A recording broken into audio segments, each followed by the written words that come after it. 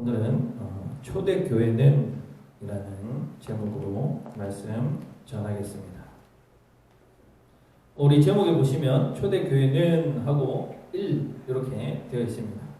이 말은 2도 있고 3도 있고 4도 있다는 뜻입니다. 우리 초대교회는 어떤 교회인지에 대해서 4주간에 걸쳐서 설교를 하려고 합니다. 이 사도행전 2장 42절 이 본문을 가지고 4주간 설교를 할 텐데요. 한 절 말씀이고 또 우리 초대교회에 굉장히 중요한 핵심되는 메시지이기 때문에 2장 42절 이 말씀은 다 암송을 하시면 좋겠습니다. 이름이라는 것은 그 사람의 정체성을 나타내는 굉장히 중요한 수단입니다. 그래서 인간은 스스로의 정체성을 나타낼 수 있는 이름을 가지고 있습니다.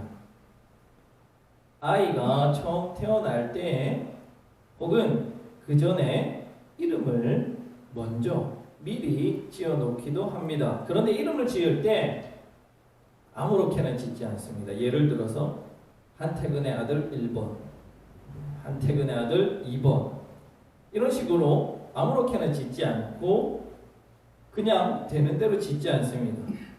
오랫동안 고민하여서 한라산, 한나라, 김은경 이렇게 멋진 이름을 지어줍니다.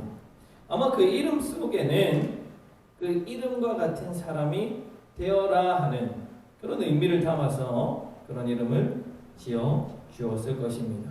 우리 교회도 이름을 초대교회라고 지었습니다. 그것은 우리 교회가 초대교회를 닮아가기를 바라는 마음을 담은 것입니다. 또한 한편으로는 초대하다, 인비테이션의 의미도 가지고 있기 때문에 참 좋은 이름이다 라고 생각을 합니다. 그런데 문제가 있습니다. 무슨 문제가 있냐면 그것은 우리가 초대교회의 모습을 닮아가고자 하는데 문제는 그 초대교회의 모습, 초대교회가 어떤 특징을 가지고 있는지를 우리가 알지 못한다는 거예요. 우리는 흔히 초대교회라는 말을 자주 사용하지만 실상 초대교회가 어떤 교회였는지 어떤 특징을 가지고 있었는지를 모른다는 거예요. 그래서 오늘을 시작으로 4주간 초대교회가 어떤 특징을 가지고 있었는지, 그래서 우리가 그 초대교회에 무엇을 배워야 할지, 그래서 그 배운 것을 통해서 우리가 이 땅에서 어떤 소금과 또 빛의 역할을 감당할 수 있는 교회가 될지에 대해서 함께 고민해보는 시간이 되었으면 좋겠습니다. 오늘 본문은 초대교회라고 할 수 있는 예루살렘 교회의 모습을 잘 설명하고 있습니다. 일반적으로 초대교회라는 명칭은 예수님께서 부활하신 기원후 33년부터 약 1세기 100년 동안 지속된 교회를 가리키는 말입니다. 즉 예수님 부활하신 33년부터 약 한 150년까지 요 한 100년 기간 사이에 있었던 그 초기 신앙의 순수성을 지킨 교회를 가리키는 말입니다.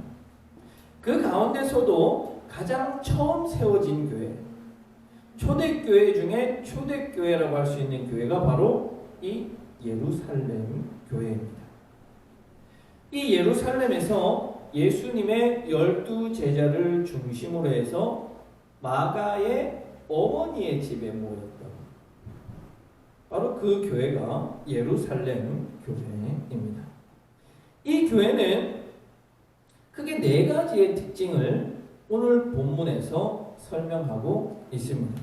첫 번째, 사도의 가르침에 몰두했다. 두 번째, 서로 교제했다.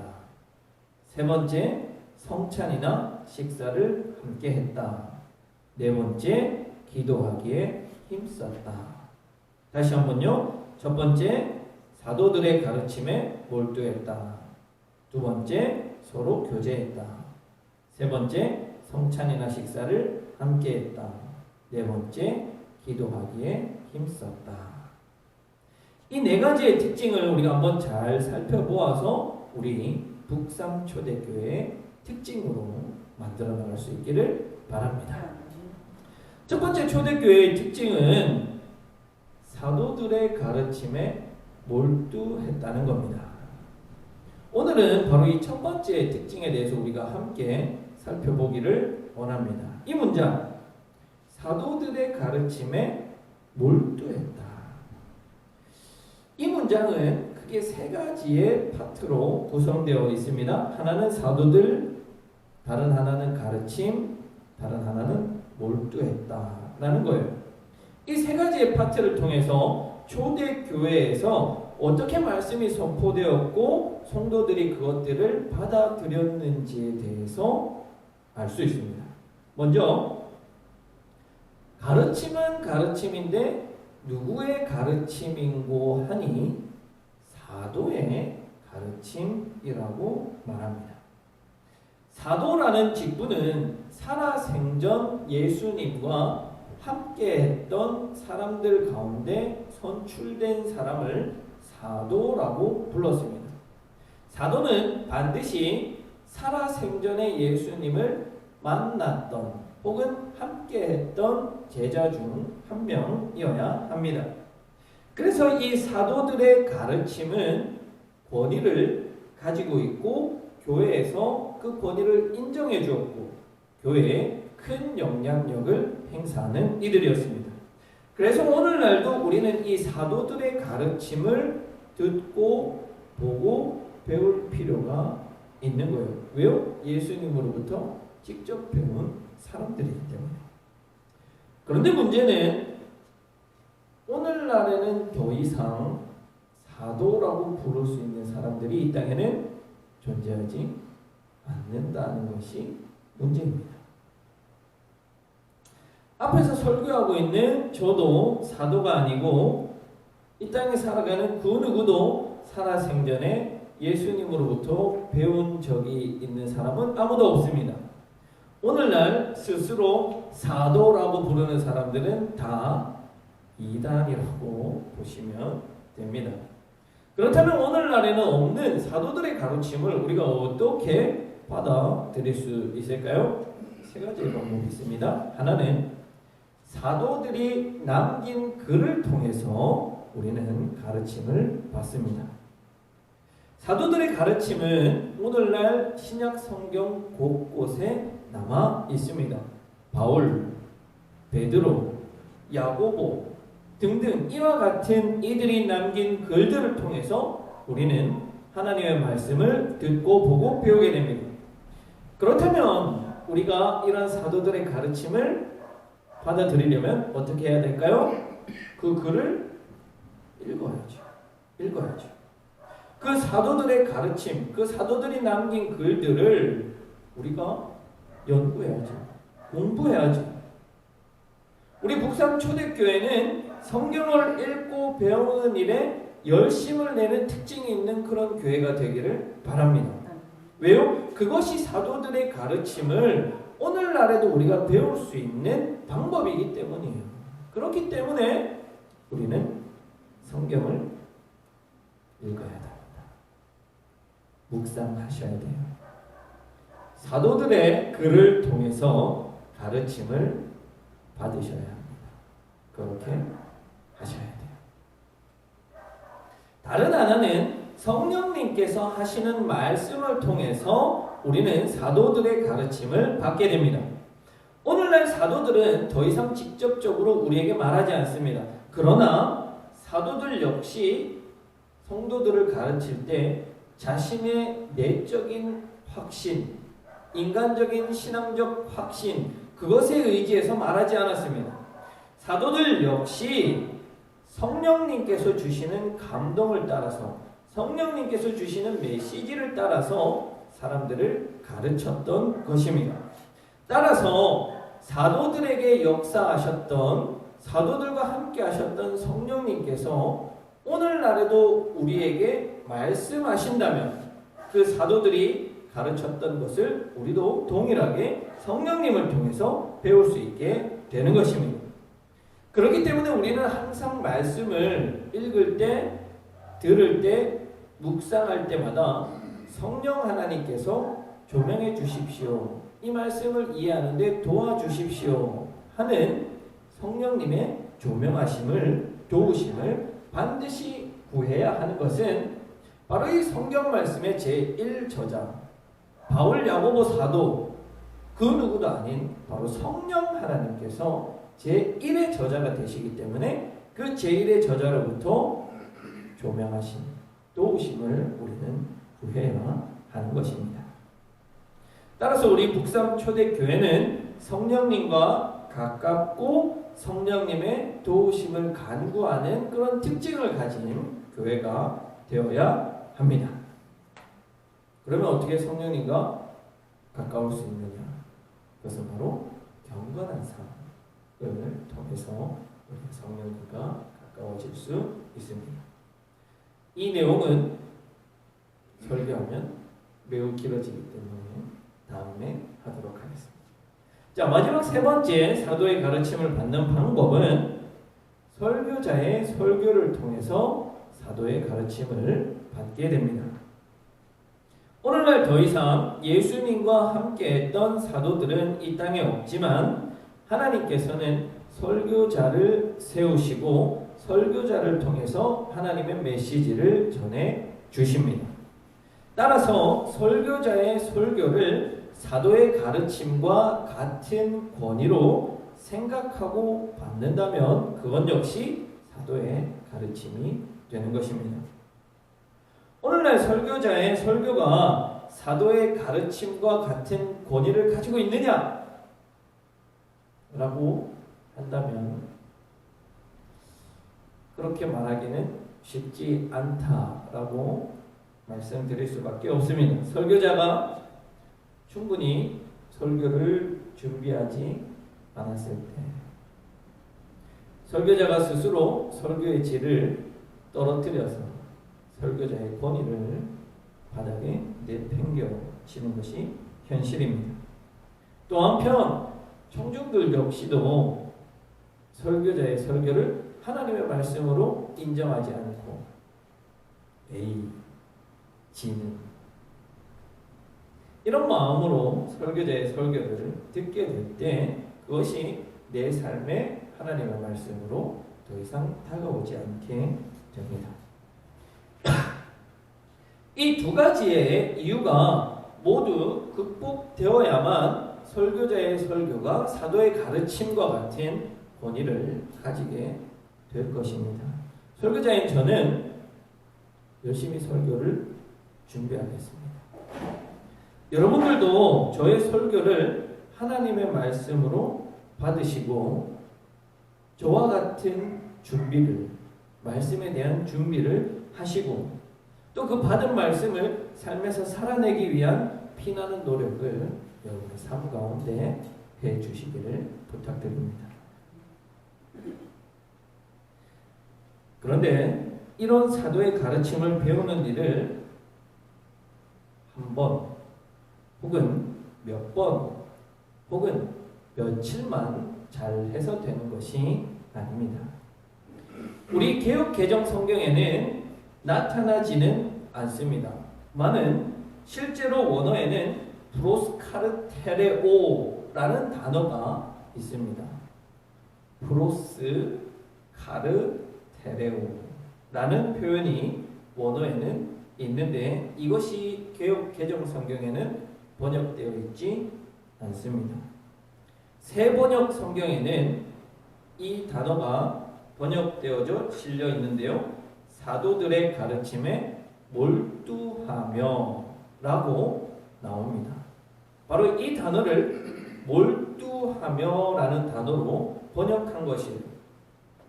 그런데 이 프로스카르테레오라는 단어는 꾸준히 무엇을 하다라는 의미입니다. 즉 한두 번 사도들의 가르침을 받는 일을 하거나 또 그 이후에 멈추거나 혹은 대충 몇 번 사도들의 가르침을 받고 끝낸 것이 아니라 꾸준히 사도들의 가르침을 받았다라는 거예요. 중요한 것은 이것입니다. 꾸준히 하는 것, 이것 말이에요. 세상에서 가장 강한 것, 그것은 바로 꾸준히 하는 것일 겁니다. 그렇기 때문에 우리도 역시 마찬가지로 꾸준히 사도들의 가르침을 받아야 합니다. 사도들의 직접적인 가르침인 성경 말씀을 꾸준히 읽고 꾸준히 묵상하고 꾸준히 내 것으로 만드는 지속적인 노력이 필요한 거예요. 습관이 돼야 돼요. 습관적으로 하는 것은 좋지 않지만 습관을 따라서 말씀을 읽고 묵상하고 필사하는 것이 여러분의 삶의 습관이 되도록 하셔야 돼요. 시간을 정해서 최소한 하루에 말씀 3장 이상 읽는 습관을 들이시기 바랍니다. 아멘을 아무도 안 하시네요.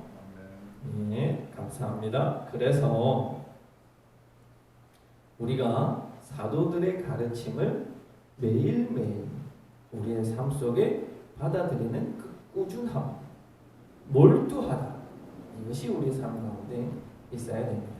꾸준히 성령님의 가르침을 받아들여야 합니다. 성령님은 하나님의 자녀들에게 지속적으로 매 순간순간마다 말씀하세요. 그러나 우리는 그 가르침을 외면하거나 듣지 않습니다. 왜냐하면 너무나도 우리의 삶의 초점이 세상적인 것에 맞춰 있기 때문에 우리의 주파수가 성령 하나님의 말씀이 아닌 세상의 소리에 주파수가 맞춰 있기 때문에 아무리 말씀하시는 그 성령 하나님의 말씀을 듣지 못하고 있는 겁니다. 여러분, 우리가 매 순간순간 말씀하시는 그 성령 하나님의 말씀하심과 가르침을 들을 수 있도록 우리의 삶의 주파수를 성령 하나님께 초점을 맞추어 신앙생활 할 수 있도록 노력하십시오. 마지막으로 설교자의 가르침을 꾸준히 들으십시오. 설교자의 설교는 주일에 한 20분가량 하면 끝이 납니다. 아무리 명설교라고 할지라도 교회의 문턱을 지나고 나면 설교의 제목도 생각이 안 나는 것이 우리 성도들의 마땅한 이치입니다. 저도 마찬가지입니다. 그래서 유튜브에 설교를 올립니다. 왜요? 또 들으라고. 주일 한 번만 듣고 끝내지 말고 한 번 더 들으라고. 2번 더 들으라고. 요즘에 비라고 하는 가수의 깡이라고 하는 그 유튜브에 있는 뮤직비디오가 굉장히 유행합니다. 그래서 1일 3깡을 해라 라는 이런 표현도 있는데요. 이 말이 뭐냐면 하루에 그 뮤직비디오를 3번 보라는 겁니다. 저는 하루에 3번 설교를 들으라고 말씀하지는 않겠습니다만 권면하기로는 우리가 주일 이 들었던 설교를 수요 예배에 참여하지 않는 대신에 수요일 저녁에 그 설교를 한 번 더 듣고 상기시키는 그런 시간을 마련하시기를 바랍니다. 꾸준히. 이렇게 초대교회는 사도들의 가르침에 몰두한 교회였습니다. 우리 북삼 초대교회도 사도들의 가르침에 몰두하는 교회가 되기를 바랍니다. 성경 말씀을 통하여서 성령 하나님의 말씀을 통하여서 설교자의 설교를 통해서 주시는 하나님의 가르침이 여러분의 삶 깊숙이 녹아들게 하십시오. 꾸준히. 어렵습니다.